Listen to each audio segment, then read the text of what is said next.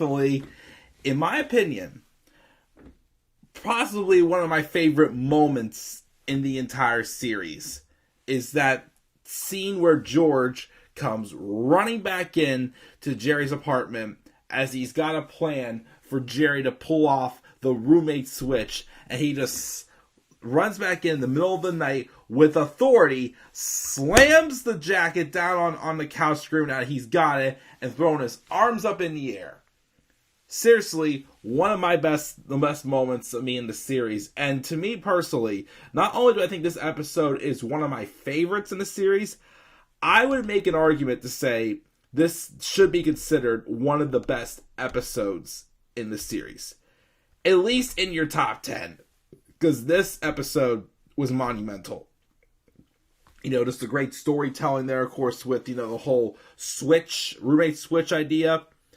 But, of course, also, we find out a little secret, a long-awaited secret, about one of the main characters that apparently, I learned this today, apparently, we were supposed to find that out 4 years earlier than we did.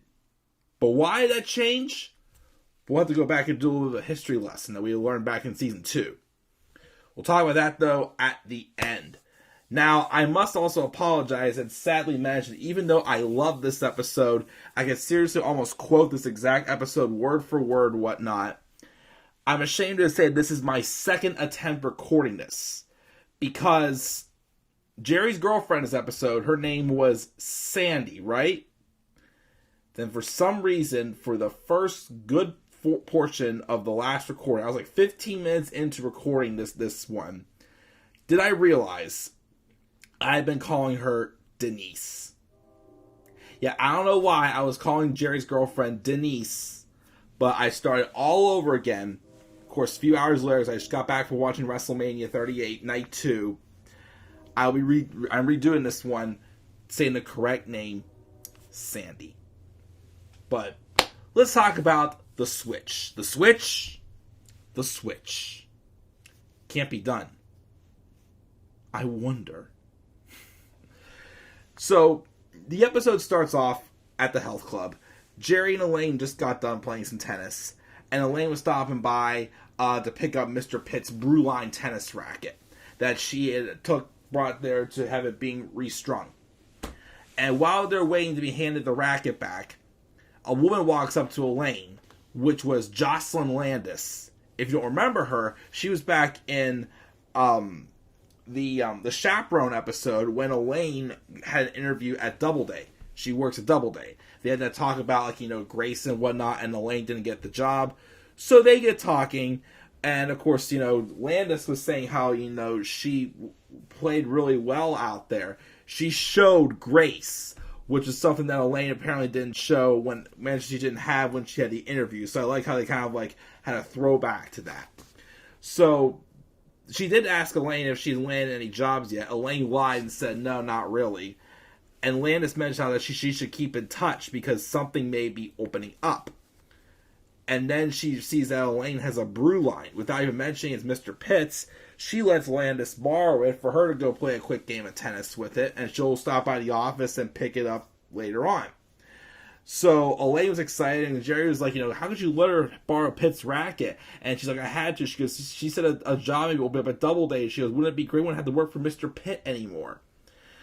And then Jerry's girlfriend, Sandy, not Denise, walks over and says hi to Jerry and asks about them going on their date, on their date later on. And then she kisses him goodbye and says, okay, excellent, sounds good. As Sandy walks away, Elaine mentions to Jerry, have you noticed that she never laughs? In which Jerry was like, I don't know. I'm not sure if I ever did. Meanwhile, though, George and Kramer were hanging out on the streets of New York. They were looking at the newspaper. And George, who I guess, I don't know if this was recorded before or after, Ada or whatnot. I mean, yes, they had like a one-night fling at the office back in the Secretary episode, but we do see Ada again in the Race episode. But they look at the paper, and George's now dating some model named Nina. And she's very thin, but she eats like a horse. Kramer makes a little bit of a jab and says, well, maybe she's bulimic. And then, George is like, how's it even possible? And he goes, well, you ever notice anything about her? And then George goes, well, she does tend to go to the bathroom after she eats, which is starting to get him worried that what if Nina is, as he calls, refunding? She gets sick. She's like an eating disorder, and she gets sick. And basically, it's like, he pays for the meals, but yet they just all go down the toilet, basically, trying to make a joke out of that. So he starts, getting in his head that could be the case. Jerry, meanwhile, goes on a date with Sandy, and of course, he's telling his jokes and being funny, and she's just like nodding her head at each one of them, not looking miserable, but just, nodding her head. And she even just says, that's funny. Like, she seems entertained, but it's true. She doesn't laugh. As Jerry describes it, the jokes are knocking off her like she's Superman, pretty much. So, back at the apartment the next day, that's what Jerry and Lynn are talking about. Yes, she obviously, doesn't seem like she laughs. And then, she was right. Like, literally, the woman does not laugh at anything Jerry says. And Jerry doesn't know how he could be with someone who doesn't laugh. Of course, George comes in and mentions that, he thought he heard a noise when he went out with Nina the other night. And he's like, what noise? He's like, and then, George starts wondering if there's any way he could possibly find out if Nina is refunding or not. And then Jerry says, maybe you can bribe one of those, matrons or whatnot. As he's talking about this, though, Kramer just walked in. And as soon as Jerry mentioned matron, he starts acting weird. And everybody's trying to get out of Kramer, why is he acting weird or whatnot? He's saying, just leave me alone. Finally, after pushing him over the line, Kramer just freaks out and says that his mother's a matron. And, but he says the problem is, though, he hasn't talked to his mother in 5 years. They don't really see eye to eye. But yet, George still talks Kramer into going to see his mom, Babs, and to make up and try to, see if, she could, check on the bathroom at the restaurant she works at and maybe find out if, in fact, Nina's refunding or not. Well, here is, again, the moment in history. We have George and Kramer go to her restaurant she works at. I can't remember what it was called. But they walk in from behind, and Kramer just says, Ma? Babs Kramer turns around, startled, and says, Cosmo! And then the crowd just erupts and pops big time because Cosmo is Kramer's first name. After nearly 6.5 seasons, almost 100 episodes, I think this is episode 96, I think it is, we finally learned Kramer's first name. Cosmo. Which apparently came from another person who lived in Larry David's building. His name was Cosmo. The fun fact, though, about this wasn't supposed to be the episode was revealed. We'll get to that at the end of the video. But meanwhile, Elaine had called earlier in the episode to see if Miss Landis is in the office to see if she can go pick up the tennis racket. But apparently, she was told that Miss Landis got injured playing tennis. So Elaine goes to visit her, and it turns out that apparently Miss Landis tore her unibrow epicondylitis, which the doctor said it may never fully heal, and she may never play tennis again. The woman, and then Landis just breaks down in tears and starts crying as Elaine's trying to ask her if she can get the racket back, but she didn't want to upset her anymore, and she didn't want to blow her chances of getting a job at Doubleday. So, of course, she goes back to Jerry's apartment, and then, Jerry's saying, well, why don't you just go to her office during her lunch hour and just take it? And Elaine was like, that's stealing. But she's like, but stealing, you loaned her the racket, because Elaine needs to get it back because Mr. Pitt apparently has some upcoming match in a couple days against Ethel Kennedy. Which, again, Jerry's like, he needs a $200 Brewline racket to beat to beat Ethel Kennedy in a tennis match. Really? Or however much a brewline costs. I was thinking of another episode further down the line, and I can't wait to talk about that involves tennis. Oh, that one's good. But, so that happens.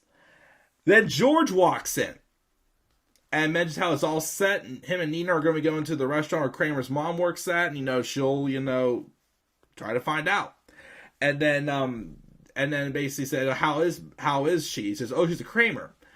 And then he mentions also he found out another little juicy little nugget about their friend, which is the first name. And he tells them, Cosmo. And then the three of them just start laughing their heads off. Then Kramer walks in and says, what's so funny? And again, they just start bursting out laughter at the name Cosmo. So then, Kramer's like, okay, so you know the name now. The cat is out of the bag. And of course, Jerry gives Kramer credit for, keeping it a secret all these years. But then, that's when Kramer mentions that, he's been running away from who he truly is. So he's going to be true to himself now. He's going to go by his name. He's now Cosmo. He's Cosmo Kramer. From now on, he's Cosmo, as his voice got really high-pitched. Now, here comes the most interesting part of this episode. Like, probably my favorite part of this entire episode. This whole sequence here. Jerry has another date with Sandy. Not Denise, Sandy. He goes to her apartment. Her roommate, Laura, answers the door. And Laura says how, Sandy will be ready in just a few minutes. And then she makes, I forgot what she said, and Jerry made a little bit of a joke. Laura, though, started laughing so hard. Loved his jokes. And then Jerry seemed a little, taken by it. Seemed to be, kind of happy about it. But obviously, there's where the problem comes through. So the next day, him and George are eating lunch. And they're talking. And, Jerry mentions how, how the roommate laughed at everything he said. And then he starts implying that how Laura possesses other qualities, basically, that he's looking for in a woman. George gets a vibe, and he says, I see. Jerry says, as you can see here, I've got a bit of a problem.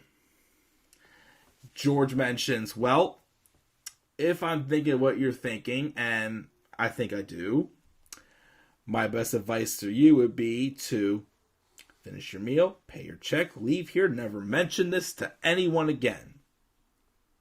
So it can't be done, huh? The switch. Can't be done. I wonder. You realize that in the entire history of U.S. civilization, nobody's ever fully accomplished the roommate switch. In the Middle Ages, you didn't get locked up for even suggesting it. Then again, there's some debate about how Jerry thinks women didn't have roommates back then, and they got there's probably apartments, this and that. And George has mentioned, well, I'm sure at some point between the certain ages in the Middle Ages, there were two women that were living together. And of course, then Jerry goes, the point is, I intend on taking on this, and I'll do it with or without you. So if you're scared, if you haven't got the stomach, we can get it out right now. If not, you can get on board and we can get to work. So what do you say? And then George just acting like his life depends on it, goes, all right, damn it, I'm in. And then Jerry goes, I knew I couldn't do it without you. And so, then there's a montage sequence of thinking music. They're showing just a shot of the table from overhand. They get their food, their coffee, their dessert.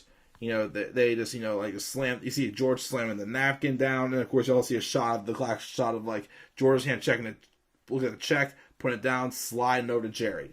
They are walking through New York, talking. Obviously, it's showing that there's nothing that seems to be going right with this.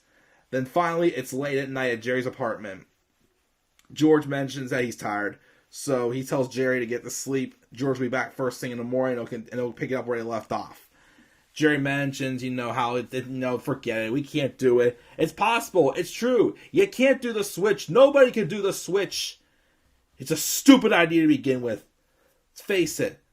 I'm stuck with a non-laugher, and that's that. And George tries to be confident and say, we'll come up with something, but Jerry doesn't seem to believe him. So then Jerry heads to the bedroom. George's heading out the door saying, we'll see you in the morning. Door shut. Wide angle shot of the apartment. Dead silent for a good 5 seconds.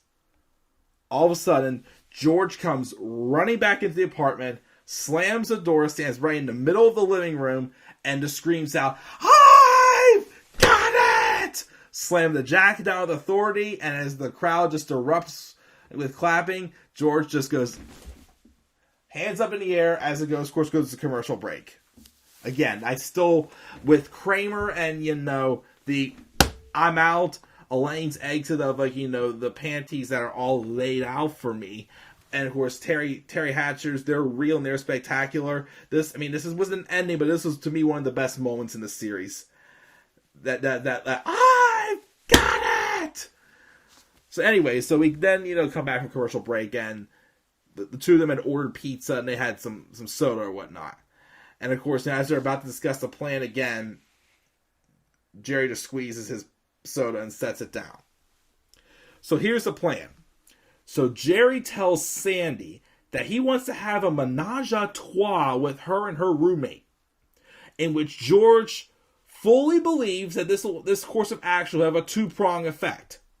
First, Jerry mentions the idea to Sandy, which will have Sandy erupt and discuss. And then she basically tells him to get out. So after Jerry leaves, Laura will confront Laura and see what's going on, and then Sandy would be completely upset about this. And of course, at first, Laura will comfort the roommate and will comfort Sandy and try to talk to her to calm her down, but at the same time though cannot help but feel somewhat flattered about her involvement in the most unusual request.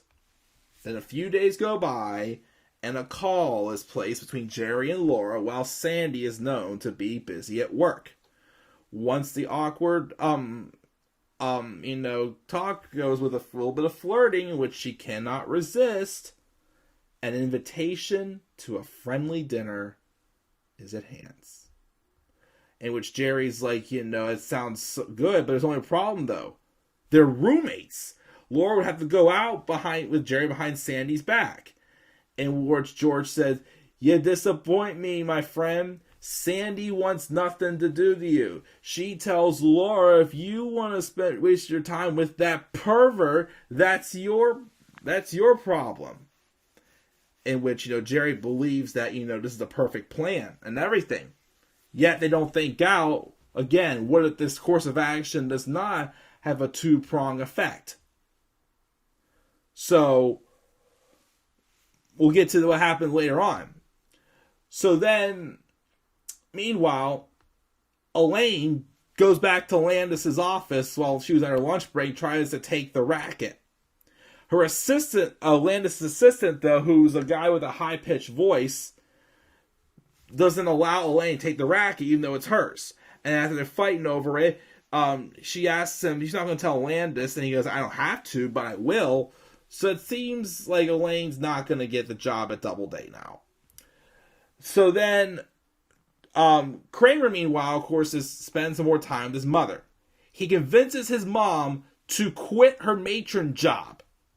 Just hours before she's supposed to be at work, while George and Nina are out eating. That way she can find out for George what Nina's doing in the bathroom after she eats.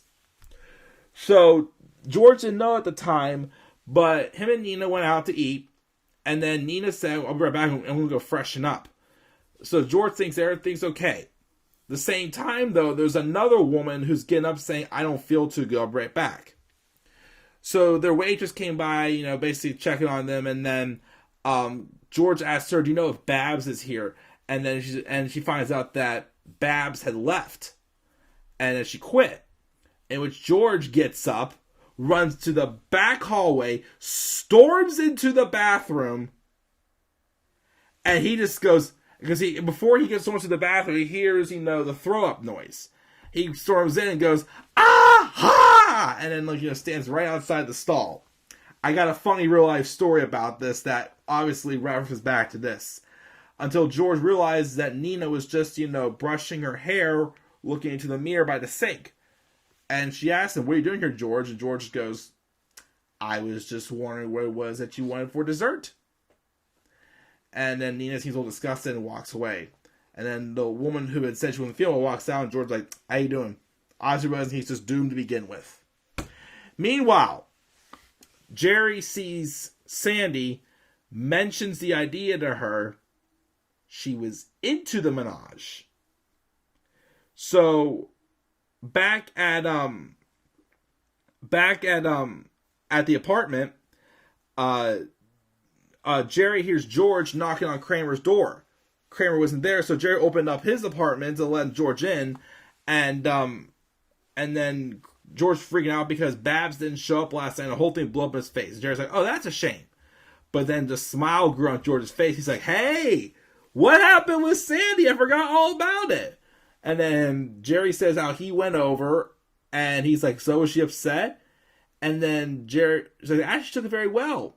She's into it." And George's like, "Into what?" "The menage." And not only that, she just called. He said that Sandy talked to Laura, and Laura's into the menage too.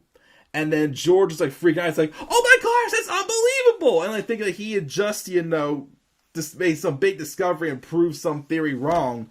But then Jerry snaps and says, "What are you talking about? I'm not going to go through it. I'm not an orgy guy. I have to, wear new clothes. Got to change my attitude, change this and this. Gotta get friends and new orgy friends." And of course, George was like severely disappointed, saying to Jerry how this is like discovering, whatever the heck he described it was. But Jerry just says, "I'm not going through it." And he walks out into the bedroom, and George just sits at the table disappointed. And then, of course, at the end of the episode, George was like, "If only something like that would happen to me." And then Jerry's like, "Forget, you wouldn't be able to do it." And he's like, "I know." So, of course, George wouldn't be able to do it. So, obviously, that's all off. No roommate switch. But then Elaine walks in, and Jerry asks if she got the racket back, and she's like, "No, I got caught." And then she explains how Landis' assistant caught her, and now he's probably going to tell Landis she's not going to get a job at Doubleday, which she never got a job at Doubleday. And of course, Jerry's like, Jerry's like, "I can't understand how you can get in trouble for taking your own racket," which is true. But of course, Elaine mentions again how it's just a few hours until Mr. Pitt has his big tennis match against Ethel Kennedy, and then he's trying to think of something, and then earlier in the episode, of course, George, meanwhile, had went to the bathroom during all this, so he didn't see that Kramer walked in. So Kramer came in, and earlier in the episode, Jerry mentioned how apparently Newman was a great tennis player. I did miss a scene I'll talk about in a second before I get to the very end. Kramer said that Newman was away on vacation, so he had a key to his apartment to borrow Newman's tennis racket. He had a brew line that he was going to get. They said, "We'll take it and let Mr. Pitt borrow that." And of course, in the midst of that, George walks out and he asks Kramer what happened to his mother, and then he says that she quit. But he's like freaking out because the whole thing blew up in his face. He says, "Where is she now?" He's like, "I don't know," as they're walking into Newman's apartment.